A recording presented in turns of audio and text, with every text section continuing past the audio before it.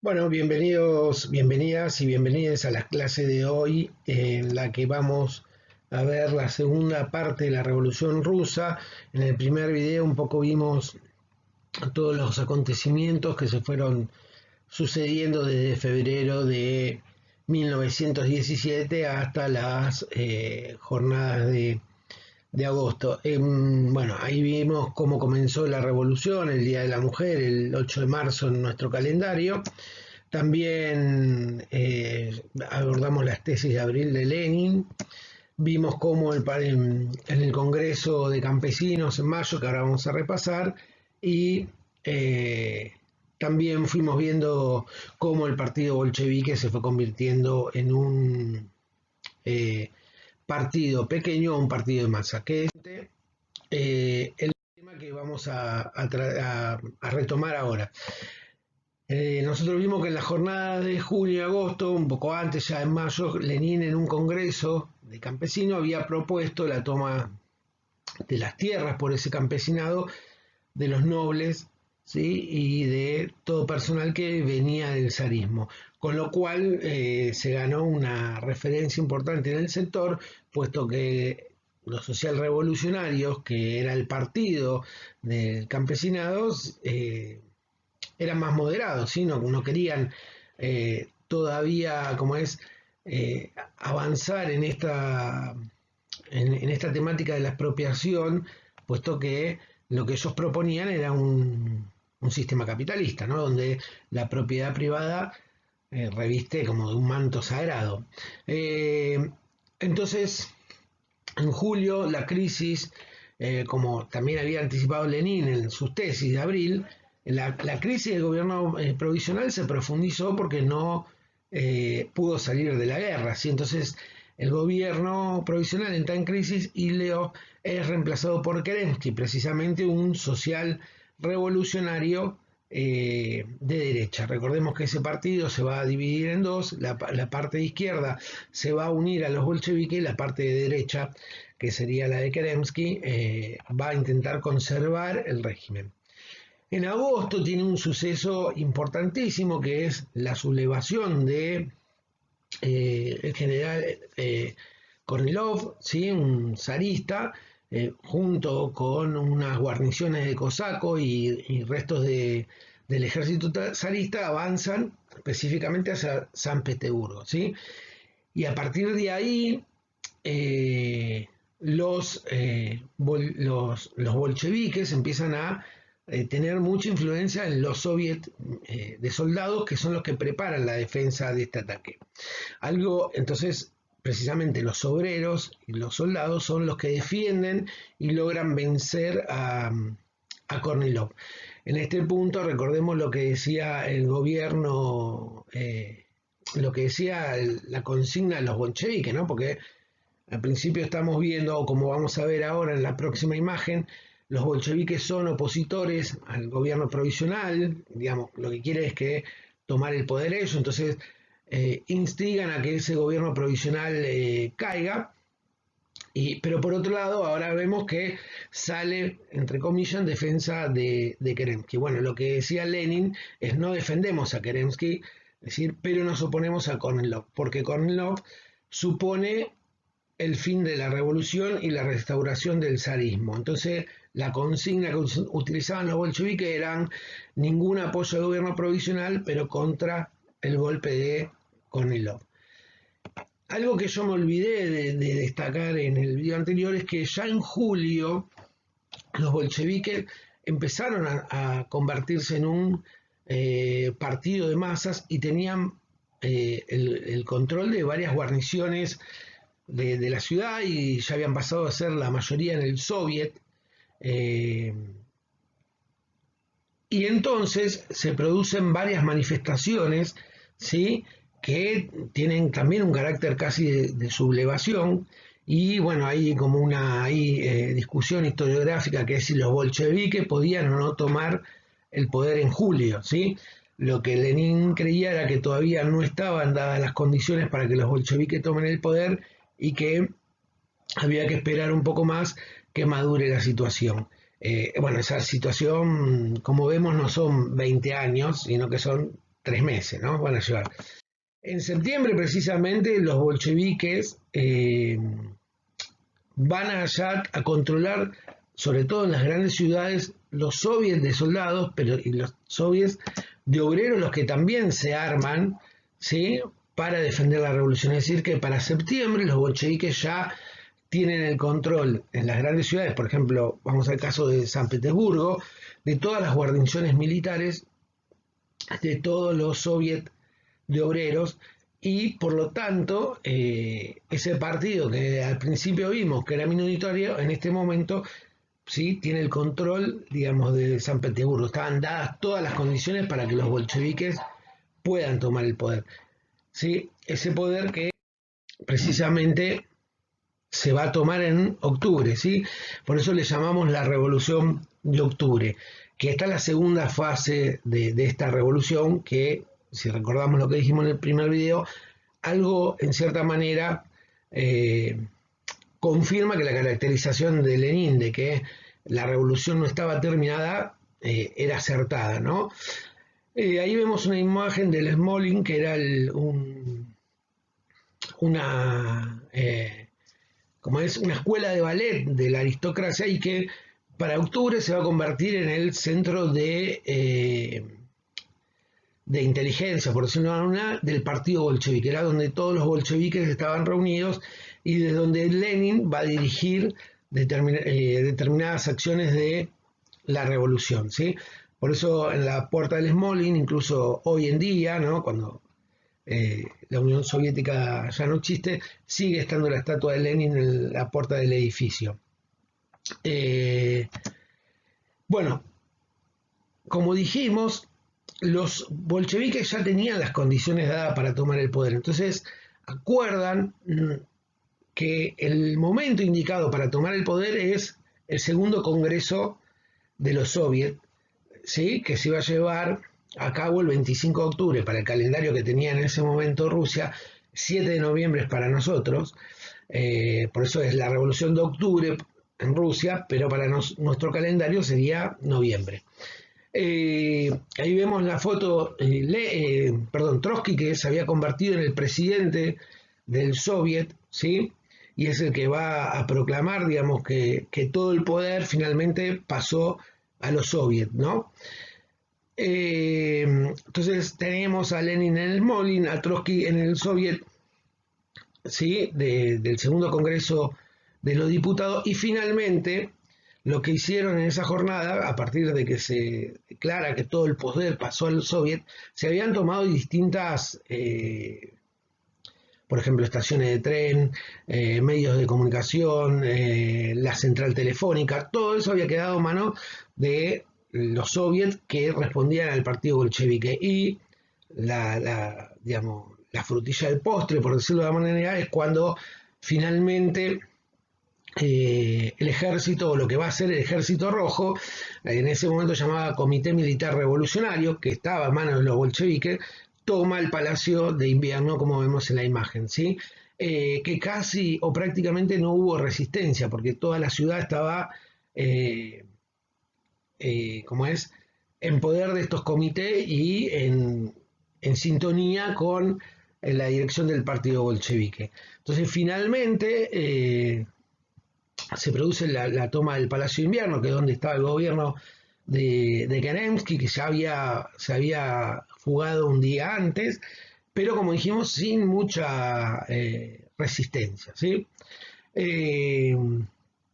Una cosita que quería aclarar es que cuando los bolcheviques deciden que el momento de la toma del poder es el segundo congreso de los soviets, no van a creer que todos los bolcheviques levantaron la mano y y dijeron sí, es el momento. Hay toda una disputa interna entre un sector encabezado por Lenin y otro por por Kamenev, en el que para uno ya era el momento de tomar el poder, porque Lenin dice, si uno deja pasar esa situación o el momento clave, ese momento pasa y puede alimentar la reacción. Y Kamenev, que sostenía que en realidad había que esperar a la Asamblea Constituyente, que iba a ser en diciembre. finalmente se impone la posición de Lenin y los bolcheviques toman el poder. Vamos a ver algunas medidas que tomó la revolución bolchevique, sí, que es la primera revolución socialista de la historia, y acá se ve ese carácter socialista de esta revolución. Primero, bueno, se nacionalizan las empresas extranjeras, ¿sí? Toda empresa que era de capital extranjero pasa a ser del Estado de Rusia. Se nacionalizan los bancos y el comercio exterior, es decir, que a partir de ese momento el Estado tiene el control de qué es lo que se compra o se vende hacia otros países, además de que todos los bancos quedan, ¿sí?, también en manos de los soviets. Se establece el control obrero de la producción, es decir, que ahora los que deciden cuántas horas de trabajo se van a realizar, cómo se va a producir, cómo se va a trabajar, lo deciden los soviets de los obreros, ¿sí?, en asamblea, ¿sí?, a eso se le llama control obrero. No se paga la deuda externa que habían contraído en la época del zarismo, ¿sí?, por ejemplo con bancos alemanes. La revolución socialista niega ese pago, ¿sí?, porque lo que sostiene es que es una deuda ilegítima, ¿sí?, contraída por un gobierno autócrata. Medidas que tomó la revolución bolchevique, pero ahora vamos al plano político, ¿sí? En la política se estableció un gobierno de los soviets en toda Rusia, es decir que, como decíamos, los soviets de obreros, campesinos y soldados, sí va a ser el sistema que se va a establecer en Rusia. Se declara la dictadura del proletariado, que es la dictadura del proletariado, es lo que Lenin entendía, en realidad es un concepto de Marx, que para pasar del capitalismo al socialismo tiene que haber una etapa, un periodo que se llama dictadura del proletariado, donde el proletariado de lo que se encarga es de eliminar, por decirlo de alguna manera, los vestigios del antiguo régimen. Se fomenta la participación de las mujeres en los soviets y en el gobierno. De hecho, Alexandra Kollontai, que es la mujer que vemos en imagen, va a ser, que era una gran militante, incluso del feminismo, pero de un feminismo que no es como lo interpretamos hoy, sino anclado en el marxismo, ¿no? Por ejemplo, ella discutía mucho con las sufragistas del momento, porque las sufragistas peleaban por el voto de la mujer y Kollontai y Rosa Luxemburgo luchaban por cambiar el sistema de capitalismo al socialismo. Lo que ella interpretaban era que con el voto de la mujer no se caía ni el patriarcado ni la opresión a la mujer. Bueno, se convierte en parte del Comité Central de Rusia y entonces es una de las primeras mujeres que participa en un gobierno. Se elimina la jerarquía de todos los cargos, ¿sí? ¿Qué significa esto? Que en el ejército, donde cada uno tiene un grado, por ejemplo el general, ¿sí?, y valga la redundancia, en general, todos esos cargos se deben a carreras burocráticas, es decir, tenés que cumplir determinados roles y el mismo Estado te asciende, ¿sí? En este momento, ¿qué significa que las jerarquías se eliminan? Significa que todos los cargos van a ser elegidos por el personal. ¿Qué quiere decir? Por ejemplo, si alguien se va a elegir no sé, al sargento de una guarnición, lo eligen sus propios soldados, ¿sí?